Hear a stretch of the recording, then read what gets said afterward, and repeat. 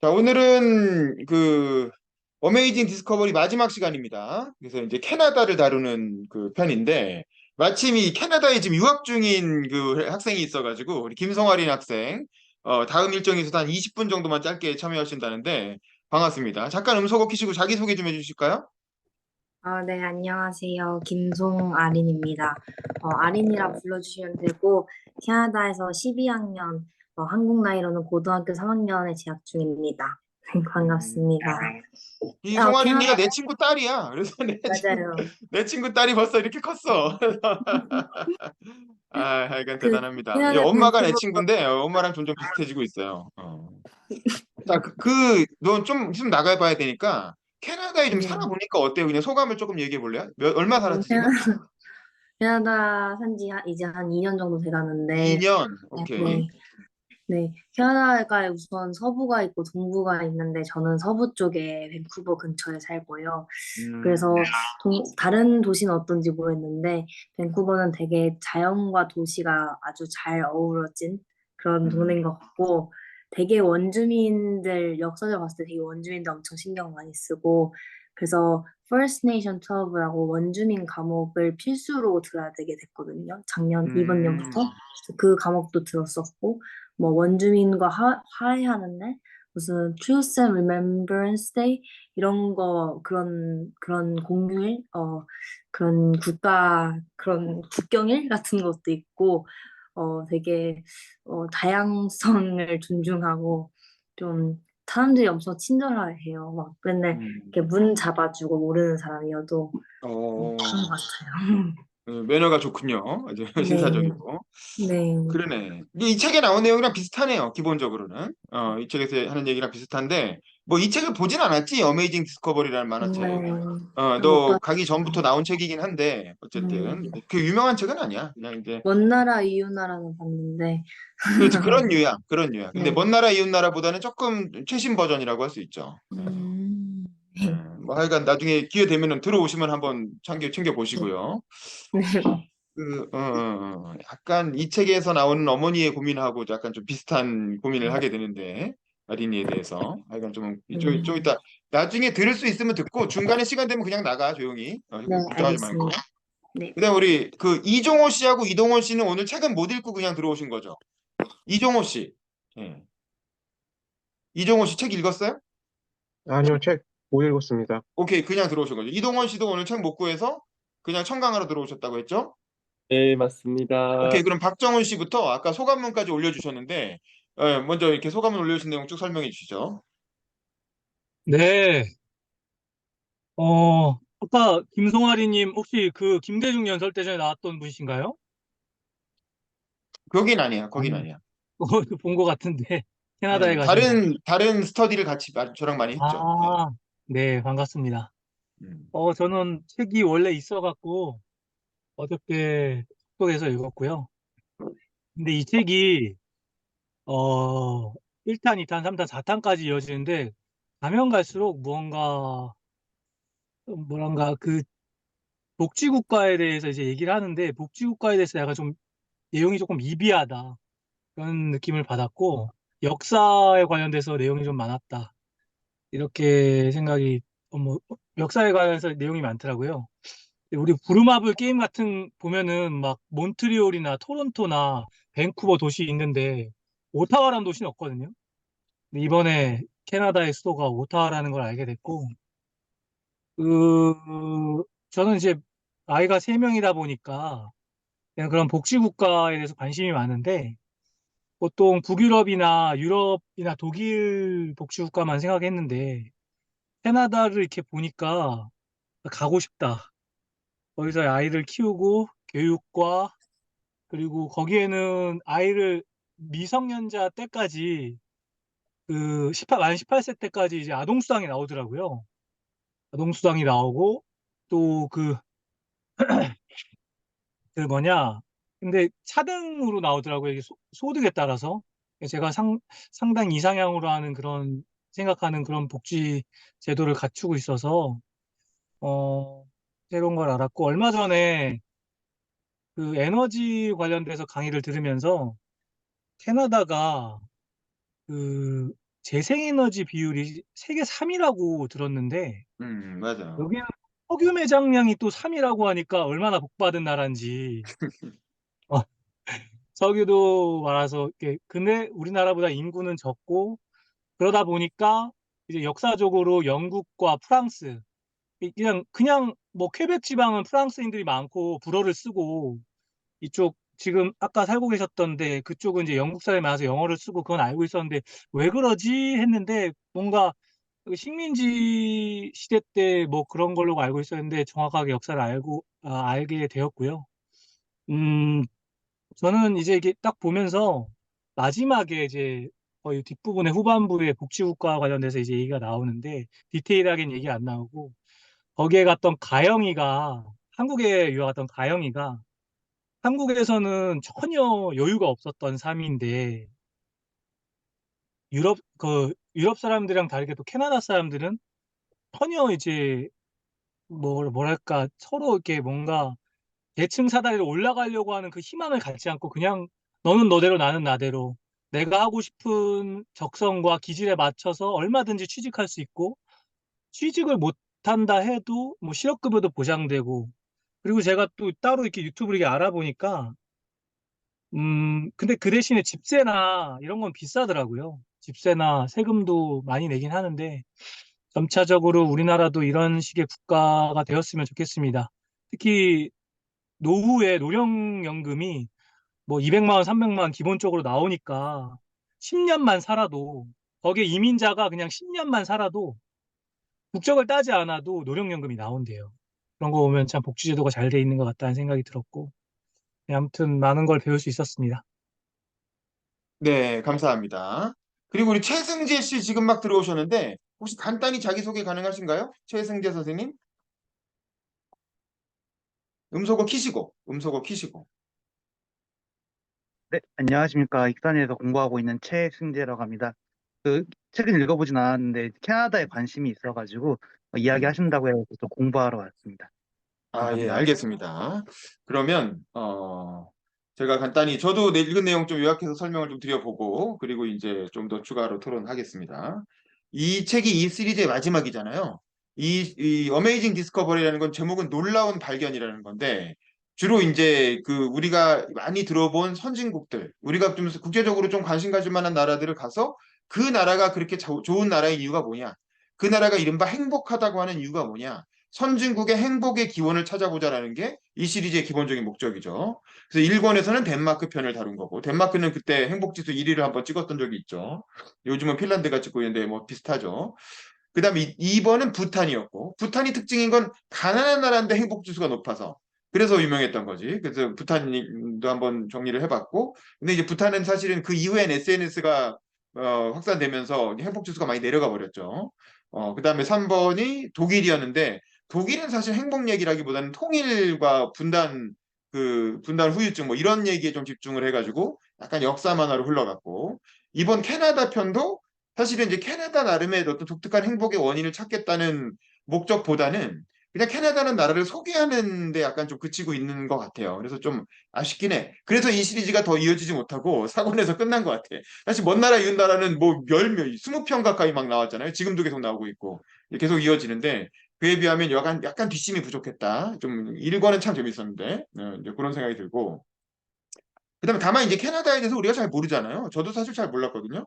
근데 이 책을 옛날에 한번 읽고 이번에 다시 읽으면서 보니까 아 캐나다라는 게 이런 맥락에서 이렇게 이런 나라가 됐구나라는 게 이해가 됐고 그다음에 특히 이 저자가 포착한 부분은 좀 같이 고민해 볼 필요는 좀 있을 것 같아요. 그때도 좀 신기하다고 생각했는데 지금 봐도 약간 의미가 있는 것 같아요. 특히 맨 마지막 부분에 나오는. 그래서 이제 이 책의 기본적인 설정은 백범영이라고 하는 그 교수가 있고 장석대라고 하는 회장이 있어. 장미그룹이라고 하는 우리로 지금 삼성그룹 같은 거예요. 대한민국 최고의 장미그룹 회장 장석대 씨가 자기의 개인적인 궁금증을 풀기 위해서 선진국의 행복에 대해서 알아보자라고 이제 질문을 던지고 용역을 주는 거야. 연구팀들한테.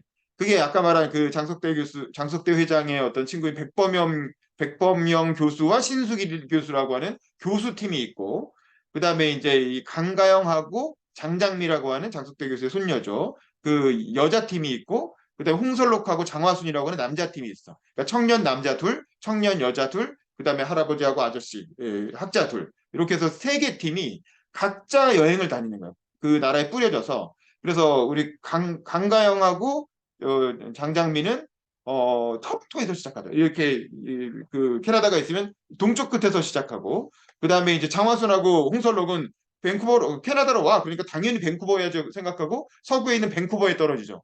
그래서 원래 만나야 되는데 서로 양쪽 끝에 떨어진 거야. 그래서 양쪽 끝에 떨어져 가지고 서로 만나기 위해서 이렇게 여행을 하는 내용인 거죠. 그래서 한 명은 토론토에서 시작해서 일로 가고 한쪽은 밴쿠버에서 시작해서 일로 가고 그래서 양쪽으로 가면서 이제 캐나다의 곳곳을 여행한다라고 하는 이제 그런 설정입니다. 백범영 교수팀도 그 어딘가에 있는 거죠.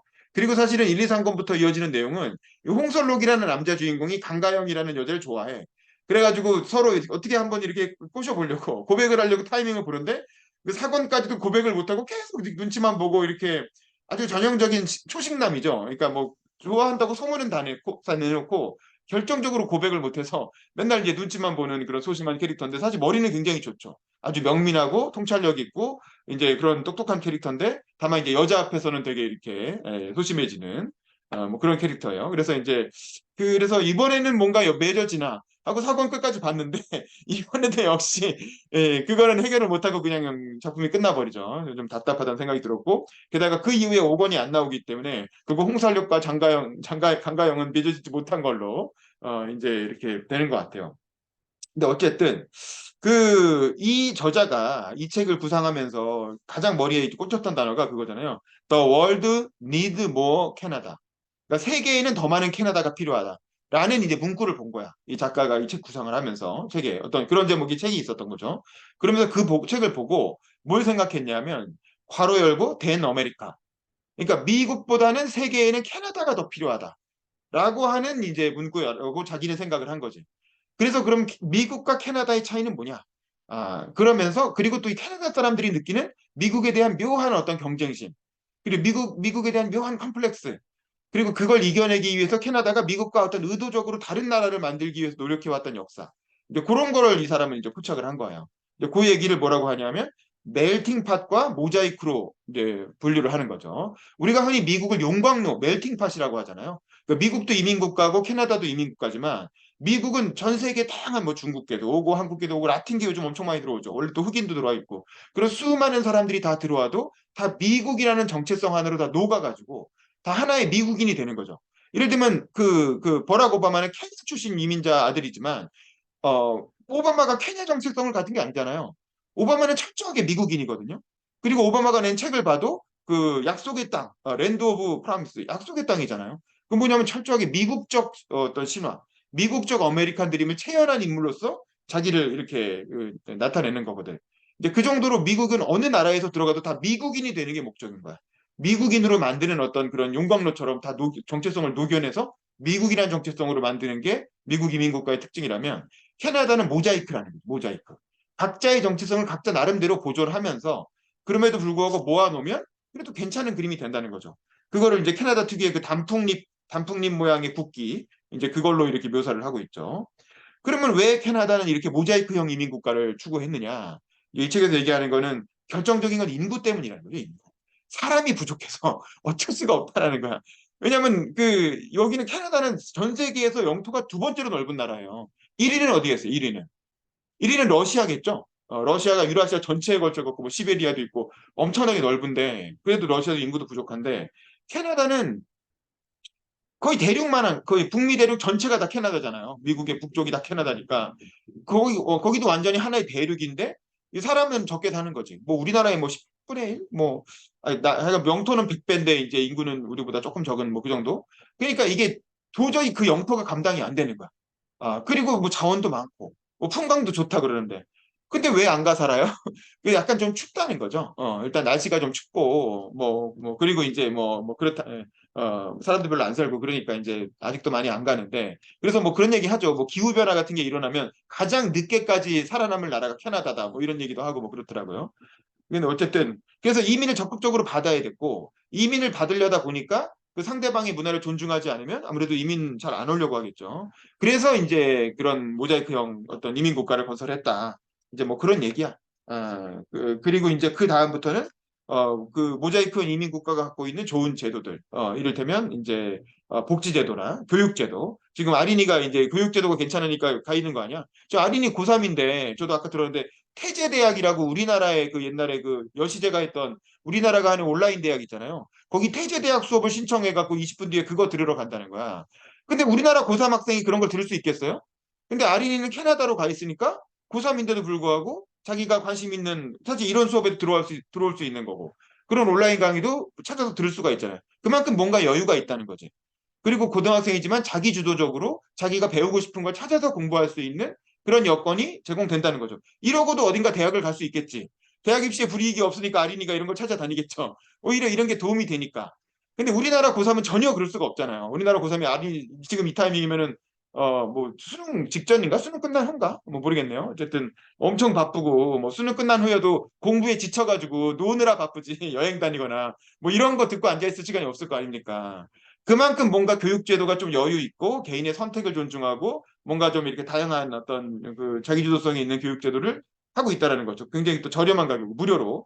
캐나다는 대학까지 다 무료라는 거 아닙니까? 뭐 여기 책에 따르면.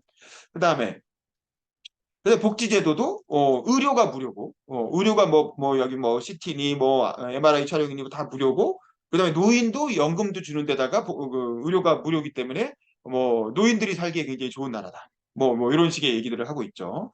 그리고 나서는 과거로 돌아가서 왜 이런 나라가 성립되었는가를 역사적으로 추적해 가죠. 근데 사실 이 부분은 약간 이 세 팀이 서로 이제 여행하다 말고 갑자기 역사 얘기를 뜬금없이 주고받으면서 이게 이제 누가 홍설록이 시작했다가 강가영 팀에서 받았다가 주로 신수기를 교수가 이제 약간 설명충이죠. 그래서 계속 이렇게 자기가 잘난 척하면서 설명을 하는 캐릭터인데 그러면서 이제 그 캐나다란 나라가 이 유럽에서 처음에는 이거 금이 있나 하고 왔다가 보니까 금이 없어.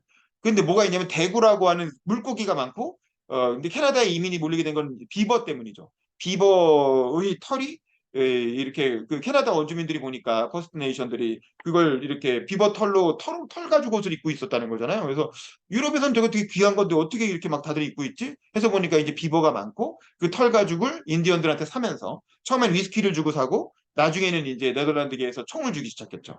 그러면서 이제 그 원주민들도 더 무장을 하게 되고 뭐 그렇게 되는데 그래서 그 비버가 이제 유럽에서 되게 사치품이었다는 거 아니에요. 비버 털로 털모자를 만드는 게 굉장히 유럽 귀족들의 사치품이어갖고 엄청나게 수요가 폭증하면서 그 비버 때문에 그 비버가 거의 멸종될 뻔했다는 거죠. 다행히 지금은 이제 도로 이렇게 살아났다는데 그러면서 프랑스계가 이주오고 영국계가 이주해 오고 그래서 프랑스계와 영국 사이에 전쟁이 일어나고 서로 뭐 치고받고 뭐 어쩌고 법적인 뭐 다툼을 벌이고 뭐 이렇게 하다가 결국엔 프랑스계가 패배해가지고 쫓겨나고 다만 퀘벡주에는 프랑스계 이주민들이 남아서 그냥 이렇게 퀘벡주 프랑스어를 쓰는 문화권으로 남게 되고 나머지는 주로 영국인들이 많이 이주를 해가지고 영어권을 쓰는 나라가 되는데 다만 이제 이 나라가 독립을 하게 된 결정적인 건 오히려 영국 프랑스보다 미국 때문이었죠. 미국이 먼저 독립이 되고 거기 미국 내에서 남북 전쟁이 벌어지고 그중에 일부 어떤 이렇게 그 영국계 주민들이 프랑스를 쳐들어가죠. 그 미국이 정규군은 아니었는데 프랑스를 쳐들어가서 프랑스의 어떤 안보를 위협하는 상황이 벌어지니까 그냥 원래는 영국령으로 영국의 식민지로 살던 사람들이 총독도 있었죠. 근데 이 사람들이 이렇게 살면 안 되겠다. 이러다가 자칫하면 미국한테 먹혀버리겠다. 라고 하는 그런 안보적 위기의식이 생기면서 우리끼리라도 미국처럼 따로 그냥 대표를 뽑아서 우리가 스스로 독립한 나라를 만들어 보자. 라고 해서 이제 영국에게 우리가 자치를 하겠다고 신청을 하죠. 근데 이제 당시 빅토리아 여왕 시대였고 또 영국에서 자꾸 이렇게 그 식민지에서 귀찮은 일이 생기는 게 또 싫은 거야. 또 전쟁도 하고 뭐 억지로 힘으로 진압도 해봤는데 자꾸 자치하겠다는 목소리가 올라오니까 그럼 뭐 그래 니네 하고 싶은 대로 해봐. 세금이나 잘 내. 이런 식으로 해서 이제 자치령을 허용해주고 그래서 영국 총독이 있음에도 불구하고 영국 총독은 요즘은 상징적으로 그냥 뽑는다는 거예요. 지금도 영국 총독을 뽑고 있어요. 재밌죠? 캐나다는 독립국가인데도 지금도 총독을 뽑고 있어. 뽑아서 영국 여왕한테 지금 영국 왕이죠, 찰스. 영국 왕한테 상징적으로 인준을 받고 대신 실제로 캐나다를 다스리는 총리는 민주적으로 선거로 뽑죠. 그게 지금 트리도 총리인 거죠. 트리도 총리가 2017년 이후로 2015년인가 이후로 지금까지 아마 집권하고 있을 거예요. 그래서 이제 이 캐나다가 유명해졌던 게 트리도가 2015년에 그 내각을 구성하면서 굉장히 다문화적으로 구성을 했잖아요. 그 심지어 뭐 동양인도 있고 절반은 무조건 여성이고 거기에 국방부 장관은 아랍계를 임명을 했잖아요. 그래서 머리에 터건 두르고 나왔다고 국방부 장관이. 그러니까 전 세계가 보기 얼마나 신기하기도 하고 놀랍기도 하고 막 그렇잖아요. 그래서 아니 어떻게 이렇게 그 절반을 여성으로 구성하고 어떻게 이렇게 하셨습니까? 그랬더니 트위터가 되게 유명한 멋진 말을 했죠. 뭐라 그랬어요 그 당시에? 어, 어. 지금 2015년이잖아요. 이렇게 얘기해요. It's 2015 이렇게 얘기했단 말이야. 지금 2015년이니까요. 이렇게 얘기했단 말이야. 그러니까 그 당시에 2015년이니까 지금으로 치면 지금 2023년이잖아요. 이렇게 얘기한 거예요. 그러니까 요즘 시대니까 당연히 그렇게 해야 되는 게 아니냐. 지금 시대에 맞는 트렌드에 맞는 거 아니라고 이렇게 딱 얘기하면서 전 세계를 상대로 너넨 뭐 하고 있는 거냐 그렇게 이런데 우리는 2015년이니까 당연히 이렇게 다양한 내각을 구성했는데 너넨 도대체 뭐 하고 있냐라면서 전 세계에 약간 이제 쫑크를 준 거죠. 그렇게 못하고 있는 다른 나라들, 특히 옆에 이제 미국을 염두에 둔 거예요. 그때 미국은 오바마 정권이었음에도 불구하고 약간 그렇고, 그러니까 우리나라도 그때 많이 자극을 받았고, 뭐 이준석 같은 정치인도 그거 받아가지고 뭐 언급하고 그랬죠. 그래서 우리도 뭐 청년 내각을 만들어야 된다는 등, 뭐 남녀 동수를 만들어야 된다는 등. 그래서 문재인 정부에서는 그 여성 내각 인원 중에 30%를 여성을 맞추려고 엄청 노력했다는 거 아닙니까? 그래서 이제 추미애도 넣고 사실은 이제 그 유은혜 못 자르고 이렇게 그런 게 이제 여성 숫자 맞추려고 원래는 자르고 교체했어야 되는데 여성을 늘 만한 사람이 없다 보니까 계속 그 사람들을 이렇게 김현미, 유은혜 이런 사람들이 했다는 거야. 그게 이제 사실 캐나다가 남녀 동순회가 만든 거에 인해서 스트레스 많이 받은 거거든요. 근데 나는 이제 그의 마지막으로 그 얘기를 하고 싶어. 그렇게 해가지고 캐나다 역사가 쭉 나오고 나중에 캐나다가 이제 다 캐나다 역사를 다 설명하고 그 이제 강가영은 이쪽에서 쭉 오면서 뭐 나이아가라 폭포도 보고 뭐 엄청 감동하고 뭐 이런 장면들이 나와요. 그러니까 환경과 어떤 인간이 잘 조화를 이루고 있는 좋은 사회야. 그래서 여기 강가영의 어머니가 홍sol록 팀의 가이드로 합류를 하죠. 그래서 홍sol록 팀을 가이드하면서 캐나다가 얼마나 좋다라는 걸 막 이렇게 설득을 해. 그럼 홍sol록은 똑똑한 애니까 그거에 뭐 반박을 막 해. 예, 의료보험제도 좋다고 하지만 결국 맞춤형 의료는 안 되는 거 아니냐. 그리고 이제 의료의 질이 떨어지는 거 아니냐. 뭐 교육제도도 좋다고 하지만 뭐 어쩌고 저쩌고 뭐 계속 반박을 하니까 너 짜증난다 뭐 이러다가 나중에 알고 보니까 자기가 좋아하는 강가영이 엄마였던 거야. 그러니까 아이고 어머니 그러면서 그다음부터 업고 다니겠다고 하고 막 이제 약간 뭐 그러는데 이게 마지막에 두 팀이 만나가지고 이제 그 얘기를 하잖아요. 이 강가영은 전형적인 공부 잘하는 게 솔직히 말하면 아린이 엄마 같은 승수진 교수 같은 캐릭터야. 되게 자기 어떤 인정 욕구 성장 욕구가 강하고 뭔가 이렇게 뭐 우리말로 하면 출세욕인데 어쨌든 이제 뭔가 자기가 자기의 노력을 통해서 더 인정받고 빛나고 싶은 이제 그런 어떤 캐릭터고 그런데 이제 그 강가영이 서울에서는 한국에서 열심히 자라갖고 좋은 대학 나오고 연구원도 되고 재벌 연구소에 취직해가지고 꾸준히 이렇게 커리어를 쌓고 있어. 그 잘하면 이제 수진이처럼 교수도 될 수 있는 그런 상황이야. 근데 어머니는 캐나다로 먼저 이민 가 있어. 그래서 이제 이때 강가영은 오면서 캐나다를 한번 둘러보고 좋으면 엄마랑 같이 살아야 되겠다. 캐나다에 와서 아예 이민을 캐나다로 가서 엄마랑 같이 살아야 되겠다. 이 고민을 하고 캐나다로 온 거야. 근데 어머니는 그 딸이 그 홍솔록한테 그런 얘기를 해. 딸이 나는 캐나다로 오기를 원하는 게 아니다. 그냥 엄마가 잘 살고 있다는 걸 보여주려고 오라고 한 거였고 나는 내 딸이 캐나다에서 안 살았으면 좋겠다. 엄마는 그렇게 얘기를 하는 거야. 그래서 그것 때문에 마지막에 두 가치관이 딱 충돌하면서 마무리가 이제 되는 거죠. 그러면서 엄마는 그 이렇게 여기는 참 평등하고 좋은 사회이긴 한데 내가 살기엔 노인과 나는 이미 모든 걸 다 이룬 사람이고 내 인생은 거의 황혼기에 들어섰고 특별히 더 출세하거나 주목받을 일도 없고 그러니까 나는 캐나다의 어떤 이렇게 그 평온한 사회 자연과 함께 하면서 복지 혜택을 누리면서 편안하게 사는 게 좋지만 젊은 너는 더 하고 싶은 게 많지 않냐. 세상에 나가서 출세도 해보고 싶고 뭔가 영향을 미치고 그리고 이제 큰 일을 하면서 업적도 남기고 그렇게 세상에 주목을 받으면서 빛나는 인생을 살고 싶을 텐데 그리고 나는 내 딸이 그랬으면 좋겠는데 내 딸이 벌써 젊었을 때부터 캐나다 와가지고 여기서 복지 혜택이나 누리면서 사는 게 네 인생의 목표는 아니지 않냐 이제 그런 얘기를 하는 거야. 그러면서 너는 여기서 살 생각하지 말고 그냥 한국으로 돌아가라. 한국에서 너답게 살아라.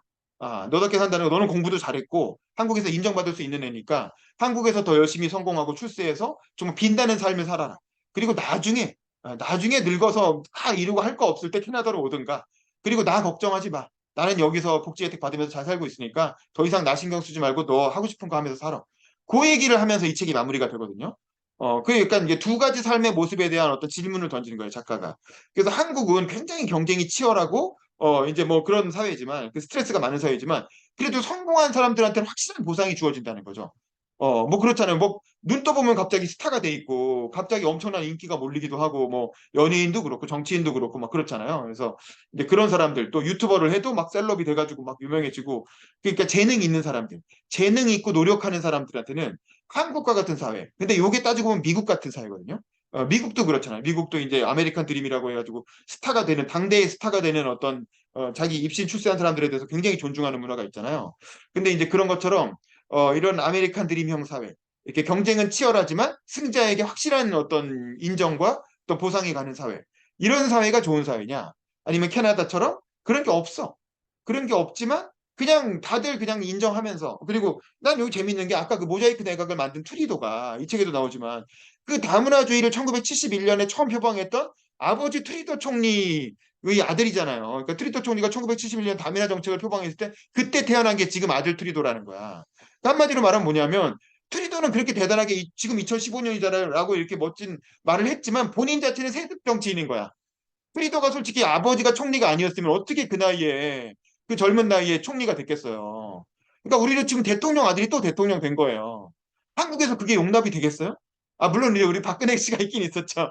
박근혜 대통령 딸이 또 대통령이 된 일이 있긴 있었지만 거기는 이제 아버지 엄마 다 총 맞아 죽고 막 그런 비극적인 가족사가 있잖아. 그래서 그것 때문에 가족들이 약간 그 미안한 마음이 있으니까 뭐 약간 뭐 그런 게 있는 거죠. 독특한 거죠. 근데 예를 들면 노무현의 아들이 또 대통령 나온다든가 이명박의 아들이 또 대통령 나오던데 그럼 우리가 한국 국민들이 그걸 용납하겠냐고. 안 그럴 가능성이 크겠죠. 문재인 아들도 마찬가지고. 근데 캐나다는 트리도 아들이 또 트리도가 대통령 총리가 돼서 지금 2015년부터 2024년 벌써 8년째 하고 있는 거예요. 굉장히 장기 집권하고 있죠. 그리고 뭐 총리 바뀔 거란 얘기도 잘 없죠. 그러면 결국 아버지도 상당 10년 넘게 총리를 하셨던데 이 아들도 또 이어서 계속 총리를 하고 있는 거야. 그러니까 이건 자기들은 되게 멋있게 모자이크적이고 개방적이고 그런 다문화적인 그 이상 국가를 만들었다라고 주장을 하지만 실제로 들여다보면 그냥 거의 계급 세습 사회 아니냐. 정치하는 사람들은 계속 정치하고 그냥 메이플 시럽 만드는 사람들은 계속 메이플 시럽 만들고 그냥 뭐 이렇게 동네에서 가게 그 광고하는 사람들은 뭐 동네에서 그냥 자영업 하는 사람은 계속 자영업하고 그냥 그런 사회 아니냐. 그러면서 다만 이제 격차가 크지 않고 뭐 너무 지나치게 큰 이렇게 뭐 소득 격차 때문에 서로 엄청나게 스트레스 안 받고 그냥 어느 정도 평등하게 살면서 복지 혜택을 다 같이 누리고 자연 환경 좋고 그러니까 큰 스트레스 없이 자연스럽게 살지만 하지만 사실은 뭔가 이렇게 성취욕이 강한 사람 내가 뭔가 이 세상의 어떤 주인이 되고 싶어 이 세상에서 뭔가 한번 빛나는 인생을 살아보고 싶은 사람 그렇게 생각하는 사람한테는 별다른 매력이 없는 나라 아니냐라고 하는 질문을 던지고 있는 거죠. 이 책의 저자가. 그래서 이제 그 질문을 던지고 그거에 대해서 한번 생각해 보자는 식으로 열린 결말. 그래서 강가영은 과연 어떤 선택을 했을까? 캐나다에 남아서 엄마랑 같이 살까? 아니면 한국으로 돌아갔을까?에 대해서는 정확하게 답을 내지 않고 그냥 열린 결말로 이제 책을 맺고 있습니다. 그리고 그거에 대해서 홍설록도 그 강가영이 처음에 분명히 이 책 앞부분에서 홍설록을 이번에 부르는 건 홍설록한테 하고 싶은 말이 있어서 부른다. 라고 얘기했거든요. 그래서 1, 2, 3권에 밑밥만 깔아놓고 결국 둘 사이가 연결이 안 됐는데 아, 그럼 이번 회에서 뭔가 연결이 되나? 라고 기대를 했는데 결국 그건 떡밥을 회수를 못했어요. 한가혁이 홍설롱을 만나서 이제 무슨 얘기를 하려고 부른 건지 제대로 사귀자고 한 건지 홍설롱이 대시를 못하니까 야 그냥 너 나랑 사귈 거야 말 거야 라고 이렇게 딱 얘기해가지고 아예 그냥 한다든가 뭐 그런 얘기도 없고 그 다음에 이제 오히려 장화순이라는 애가 어렸을 때는 잘생겨가지고 그 강가영 엄마가 장화순이를 원래 사위 삼으려고 그랬는데 걔는 커 보니까 약간 못생기게 됐고 홍설록이가 얼굴은 좀 더 잘생겼는데 얘는 그냥 이제 뭐 약간 연구원이니까 백수 같은 거죠. 근데 어쨌든 강가영은 얘랑 맺어지려고 그러고 그러니까 약간 좀 마음에 안 들어하죠. 근데 이제 뭐 그런 부분들에 대해서도 뭐 특별한 떡밥이수가 안 돼. 장화순은 왜 이런 상황인지 뭐 그 장화순과 강가영이 어렸을 때는 오히려 썸을 탔던 것 같은데 그 사이는 어떻게 되는 건지 뭐 등등 그런 뭐 개인적인 얘기들이 있는데 그런 것들은 잘 회수를 안 한 채로 그냥 아마 5권을 그리면 5권 이후에 뭐 하려고 했는지 모르겠어요. 그때 이후에 떡밥으로 남겨놨는지 모르겠으나 어쨌든 5권 이후는 안 나오고 지금 김재훈 화백은 요 시리즈를 안 그리고 요즘은 그리스 로마 시리즈를 그리고 있죠. 그래서 이제 그리스 로마 신화에 관한 이야기를 2권까지 또 만화를 내고 있습니다. 그 요양반 만화는 되게 퀄리티가 좋아요. 그림도 되게 잘 그리고 올칼라고. 그래서 저는 그리스 로마 시리즈도 재밌게 보고 로마 신화 시리즈도 재밌게 보고 있거든요. 이 양반이 옛날에 TV에서 했던 그리스 로마 만화 애니메이션 되게 유명한 거 있잖아. 애들 많이 보는 그 만화의 애니메이터 원작자로 참여를 했던 분이더라고요. 그래서 어쨌든 로마 신화에 대한 그 그리스 로마 신화에 대한 조예가 되게 깊은 양반인 것 같아요. 그래서 그쪽으로도 계속 가고 있고 어메이징 디스커버리 시리즈는 더 안 그리고 여기서 그냥 끝났다라는 거죠. 그 부분은 좀 아쉽긴 한데 어쨌든 뭔가 더 이어갈 만한 소재를 못 찾은 거겠지. 다른 특별한 나라라든가. 왜냐하면 먼 나라, 이웃 나라가 다 있기 때문에 똑같이 역사 얘기하는 거면 의미가 없거든. 역사 얘기하고 그 사회 그냥 소개하는 정도면 의미가 없고 자기 나름대로의 뭔가 통찰이 깨달음이 있어야 어메이징 디스커버리라는 이름으로 이 시리즈를 이어갈 텐데 이제 그 이상은 못 찾고 있는 것 같아요. 그래서 이제 4권에서 끝났습니다. 이 시리즈는. 나중에 5권이 더 나올지 모르겠지만. 그래서 일단 요 정도로 저도 말씀을 드리고 다른 분들은 어떻게 생각하시는지 한번 각자 의견을 좀 나눠보시죠. 우리 아린이는 그새 먼저 나갔고 우리 들으신 분들 어떻게 생각하세요? 먼저 이동원 씨부터. 이동원 씨부터 음소거 키시고 대충 어떤 내용인지는 아시겠죠? 이 저자가 이 책을 통해서 어떤 얘기를 하고 싶은 건지는 아시겠죠? 네, 어떤 생각이 이해했습니다. 드는지 얘기해 주시죠. 우선 저는 지금 일본 와가지고 그 탈탄소 관련해가지고 아이템을 좀 그 프레젠테이션 한 다음에 2030년, 2050년에 넷제로 가는 거 관련해가지고 계속 하고 있어가지고 이제 좀 그냥 제가 받은 느낌은 캐나다라든지 자원이 많은 국가는 저희 나라, 그러니까 저희는 뭐 에너지 생산이 힘들잖아요, 자체적으로. 다 이제 원유 같은 경우도 가져와가지고 정제해가지고 대파는 방식이라 좀 치열하게 사는 부분이 있는 것 같고, 이게 캐나다에서는 아무래도 안정적으로 살 수 있기 때문에 성취욕이 많은 사람들이 좀 불편하지 않을까라는 생각은 그런 사람들은 캐나다에서도 어떻게 길이 있을 것 같고 뭐 미국을 내려가서든 어떻게 자기가 원하는 바를 이룰 수 있을 것 같은데 저는 이제 40대 되면서 이제 노후연금이나 이런 걸 고민을 하거든요. 하면 언제 회사 잘릴지 모르니까 내가 뭐 제가 다 60이 출세할 것 되면 같진 않고 뭐 아니 이렇게 그쵸 살다가 그냥 은퇴 맞을 것 같은데 노후를 100만 원 생각하면 좀 정도 받아가지고 달마다 살 수 있을까? 제가 만약에 투자에 성공하지 않는 이상 그렇게 음, 봤을 때는 뭐 캐나다에서 200만 원, 300만 원 준다고 하면 아껴서 살면 충분히 살 수 있으니까 40대에도 크게 미래에 대해서 걱정하지 않고 편안하게 살 수 있지 않을까? 예, 저는 고민이 그거거든요. 이제부터 어떻게 살아갈까? 행복은 뭘까 하기 때문에 캐나다 같은 국가에서 살고 싶다라는 생각이 듭니다, 저는. 알겠습니다. 그것도 되게 좋은 의견이죠. 근데 우리 이종호 씨, 이종호 씨는 얘기 들어보니까 어떠신가요? 어떤 나라에서 살고 싶으세요? 사실은 코로나 터지기 전에 캐나다 이민 가려고 준비를 했었고, 아, 그래요? 네, 얘기를 많이 들었었어요. 근데 딱 그 준비하던 해에 코로나가 터져가지고 이렇게 접었었는데, 근데 그 이제 이민 주선하는 업체에서 코로나 전에 캐나다에 대해서 설명을 많이 해주셨었거든요. 그래서 지금 이제 기자님께서 말씀 주셨던 내용 중에 조금 많은 부분은 사전에 알고 있었었는데, 근데 그때도 고민했었던 거는 그때는 제가 그래도 4, 5년 전이니까 아직 젊었을 때라, 그래도 캐나다 가면 되게 심심할 거라 그러더라고요. 그래서, 음. 어, 고민이 조금 되긴 되더라고요. 근데 지금 저도 이제 40이 가까워 오니까 캐나다 가고 싶다는 생각이 점점 더 커져가지고 네. 한번 다시 전화해서 상담해 보려고 해요. 아, 예, 그러시죠, 그러시죠. 네. 네, 잠시만요, 잠시만요, 잠시만요.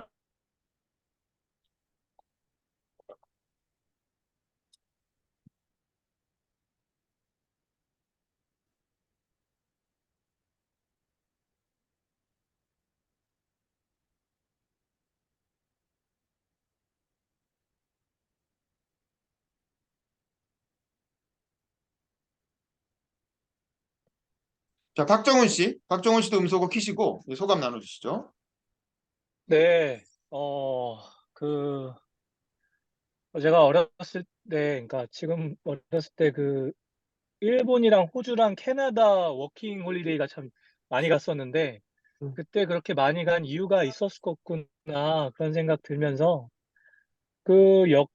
지금 말씀해 주신 대로 그 나라는 자원도 많고, 석박탕 땅이다 보니까 인구도 적고, 그러다 보니까 외국인들 많이 받아야 되고, 여러 가지 이유가 있어서 그런 것처럼, 우리나라도 분단된 국가에서 옹기종기 모여 살면서 5천만이라는 인구가 이 압축 산업화와 민주화를 겪으면서 어쩔 수 없는 그런 결과를 가진 것 같아요. 근데 지금은 우리가 그 마지막에 장석대 회장이 얘기했던 것처럼 우리가 뭐랄까 그 세계의 롤 모델이 되기 위해서 참고해야 될 아주 좋은 국가라고 생각하고요. 지금 우리가 상당히 저는 아이를 세 명을 기르니까 너무 진짜 너무 힘들어서 지금 되게 공감이 가는 게, 저는 교육이라는 건 진짜 백년지 대계잖아요. 지금 뭐 교사분들도 되게 힘들고 배우는 아이들도 힘든데 교육이 곧 미래인데, 저는 좀 이제는 우리가 지금 성장이 아닌 약간 좀 이렇게 좀 저성장 시대, 이제 거의 마이너스 성장을 다가오는 시대로서 좀 그러니까 뭔가 캐나다의 그런 교육 정책은 좀 이제 좀 본받아야 되지 않나. 근데 그게 또 좀 잘 안 되는 게 또 우리나라에 또 이렇게 뭐 여러 가지 수시나 이런 거 하다 보니까 또 비리가 생기고 이런 거 있는데 좀 복잡한 문제인 것 같아요. 하고 있는 거 아는데 되게 복잡한 문제인 거 아는데 아무튼 어떻게 풀어가야 될지 참. 근데 평준화를 지향해야 되는 사회인 건 지금은 맞는 것 같습니다. 그런 생각했습니다. 네. 그게 사실 캐나다의 대학 입시가 전형적인 우리가 말하는 수시 전형인 거잖아요. 거기 수능이니 뭐니 이렇게 줄 세우는 시험이 없고 100% 내신으로 뽑는다는 거예요. 내신으로. 그러니까 100% 수시 전형인 거예요. 그리고 그냥 걔들은 그리고 다 절대평가고. 그러니까 이제 상대평가 순위 매기는 게 없고 100% 절대평가로 해서 고등학교에서 그냥 알아서 절대평가 해 놓으면 그걸 대학들이 이렇게 내신 성적표를 분석하고 교사가 정성평가해 놓은 거. 교사가 이제 평을 적어놓죠. 이 학생에 대한 평을 적어주면 그걸 그대로 신뢰해가지고 그래서 그 정성평가를 보고 절대평가 내신을 갖고 대학 입시를 뽑는다는 거 아니야. 그러니까 이게 뭐 우리를 치면은 이거는 완전히 100% 수준 조국 교수 딸 같은 그런 문제가 그냥 곳곳에서 생겨나겠지. 우리나라에서 만약에 이렇게 하면. 그러니까 이거는 고신뢰 사회와 저신뢰 사회의 차이인 거예요. 우리는 되게 신뢰가 낮은 저신뢰 사회이기 때문에 정량화된 시험 데이터를 뽑지 않으면 아무도 납득을 못하는 거야. 그리고 그로 인한 격차도 엄청 크고 인생에서의 그 격차도 엄청 큰데 그거를 어떻게 네 놈을 믿냐 이거지. 근데 캐나다는 기본적으로 대학을 나오나 안 나오나 처우가 크게 다르지 않고 기본 사회적으로 격차가 작고 그리고 신뢰가 높은 사회이기 때문에 선생님들이 적어준 거를 다 그냥 신뢰하고 아, 얘가 진짜 이러니까 이렇게 적어줬겠거니라고 생각하고 절대평가 성적 부풀리게 안 했을 거라고 그냥 믿고 그냥 그걸 그대로 대학 입시에 반영할 수가 있는 거죠. 그러니까 이 고신뢰 사회냐 저신뢰 사회냐 이에 따라서 대학 입시도 이렇게 차이가 나는 거거든요. 그래서 사실은 이런 방식이 사실은 개인에겐 되게 좋긴 한데 그러니까 그 학습 의욕이 높고 뭔가 스스로 아까 송아린이 아린이처럼 뭔가 배우고자 하는 의욕이 높고 다양한 어떤 창의적인 자기주도형 학습이 가능한 애는 이런 데다가 던져 놓으면 굉장히 고등학생 때 이미 대학생처럼 다양한 경험을 쌓으면서 굉장히 좋은 그 학습을 할 수가 있죠. 그리고 거의 교육비도 안 드니까 자녀 교육하는 부모 입장에서 좋겠죠. 근데 이제 문제는 별로 학습 의욕이 없는 애들 없는 애들이 한국의 대학 입시가 너무 빡세니까 그 대학 입시를 회피하기 위해서 그리고 어떻게 캐나다는 어쨌든 다니면 대학을 지가 가겠다고 하면 다 보내주니까 왜냐면 대학 가겠다는 사람 별로 많지도 않고 복지도 잘 돼 있고 그러니까 그냥 일종의 어떤 학벌 세탁 혹은 이제 어떤 대한민국의 입시 경쟁을 회피하는 목적으로 캐나다에 가서 그래서 이제 적당히 놀면서 대학 다니고 뭐 파티하고 뭐 마약하고 뭐 이러고 놀다가 그냥 적당히 좋은 대학 이름 있는 대학 나와서 우리는 뭐 토론토니 밴쿠버니 이런 데 대학 나왔다고 하면 한국으로 치면 연고대쯤 나왔나? 이런 느낌이잖아요. 미국 대학 같은. 그러니까 그렇게 해서 적당히 좋은 대학 나온 척하고 한국에 와서 좋은 데 취직하고 뭐 이러려고 이제 이렇게 회피 수단으로 캐나다 유학 가는 거 아니냐 뭐 이런 이제 그것도 있죠. 그래서 사실은 이거는 정성평가 그리고 고신뢰 사회 이런 것과 맞물려 있는 그런 제도예요. 그래서 사실 그래 우리도 사실은 신뢰를 더 쌓아야지. 우리도 사실은 이렇게 저신뢰 사회로 계속 살 수는 없고 더 고신뢰 사회로 가기 위한 노력을 해야 되는 거죠. 근데 뭐 어쨌든 그 과정에서 제도도 같이 바꿔나가야 되는 거고. 우리 최승재 씨도 음소거 키시고 어떤 캐나다에 대해서 이제 들으신 내용 갖고 소감 좀 나눠주세요.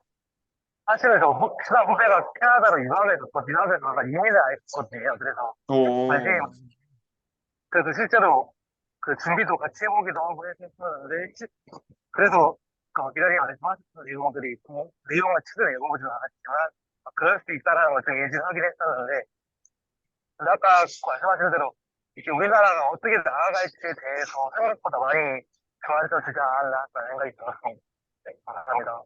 네, 그렇습니다. 우리 이유진 비서관님 오랜만에 들어오셨는데 이유진 비서관님 혹시 음소거 키시고 잠깐 자기소개라도 해주실래요? 이유진 아, 네, 비서관님? 제가 지금, 네, 안녕하세요. 어, 네, 저는 양이원영 의원실에 근무하고 있는 이유진 비서관이라고 하고, 저도 사실은 책을 읽지 않았는데, 제가 예전에 그 미국 미국에서 잠시 파견 근무했을 때 그 음, 바로 위가 캐나다였어요. 그래서 그때 뭐 놀러도 가고 캐나다에서 이렇게 학교 나오고 미국으로 이민 오신 분들을 만나 듣기도 하고 해서 캐나다에서 알고 싶어가지고 들어왔는데 아까 저는 근데 그 아까 뭐 트리도 총리가 그 아버지가 총리였다는 사실을 아직도 모르고 있었는데 그게 되게 아, 그래요? 충격적이고 네, 되게 그때 제가 미국에 있을 때 트리도가 되게 뭔가 혁신의 이미지, 뭔가 새롭고 젊은 리더 막 이런 이미지로 엄청 유명했는데 아빠가 총리였더니 조금 배신감이 들고 그러니까 도련님 정치냐, 도련님. 네, 저 지금 너무 아까 그거 듣고 지금 또 배신감이 들어서.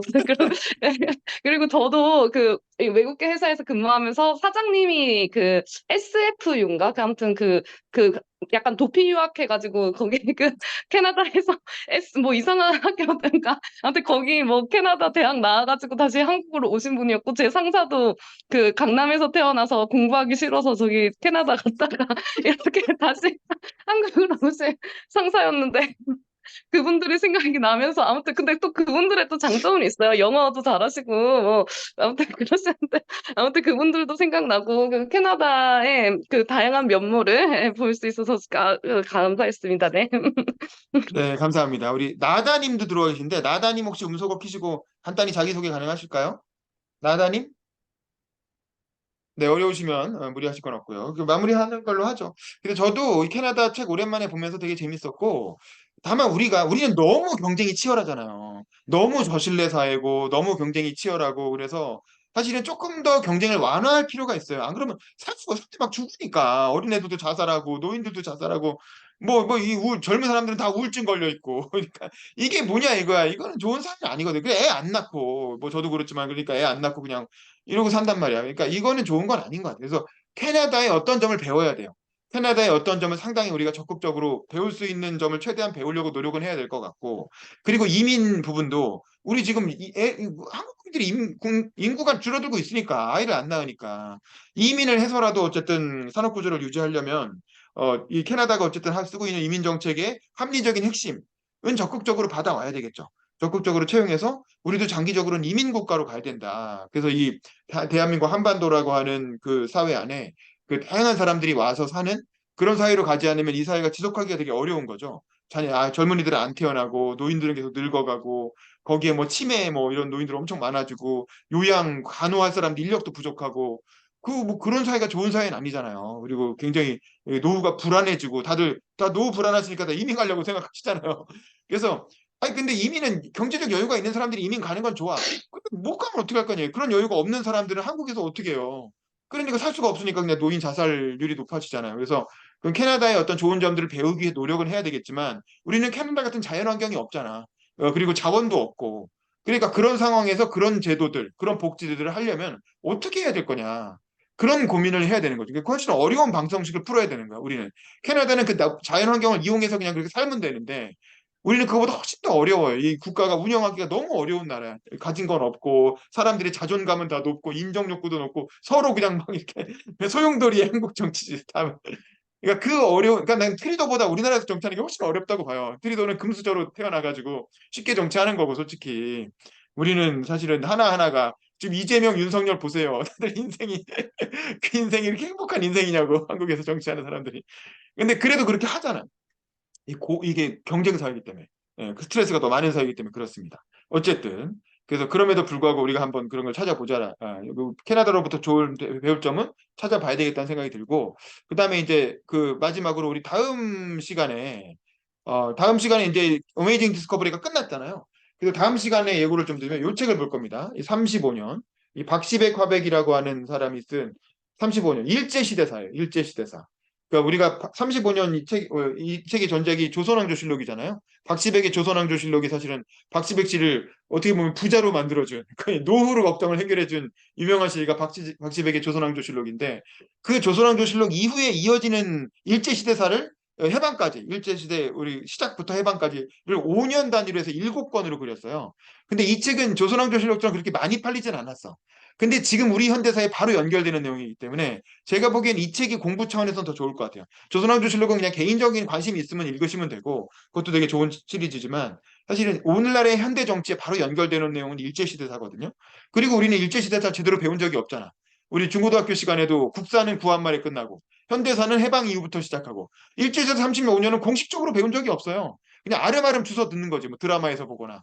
그래서 일제시대사를 한번 공부해 보는 것도 이렇게 되게 의미가 있겠다 싶어서 이 시리즈로 내년에는 7달 동안 하겠습니다. 7권까지니까. 그래서 이 35년을 써서 한 달에 한 권씩 같이 읽고 토론하는 시간을 가져보도록 하겠습니다. 자, 그럼 오늘은 여기서 마칠 건데 가능하신 분들은 비디오 좀 켜주세요. 그래서 화면 켜시고 사진 찍고 마무리하겠습니다. 가능하신 분들은 켜주시고. 자, 화면 봐주세요. 하나, 둘, 셋. 잠깐만요. 확인 좀. 예, 됐습니다. 자, 수고하셨습니다. 다음에 또 봬요. 빠이빠이. 다음 달 첫 주 토요일.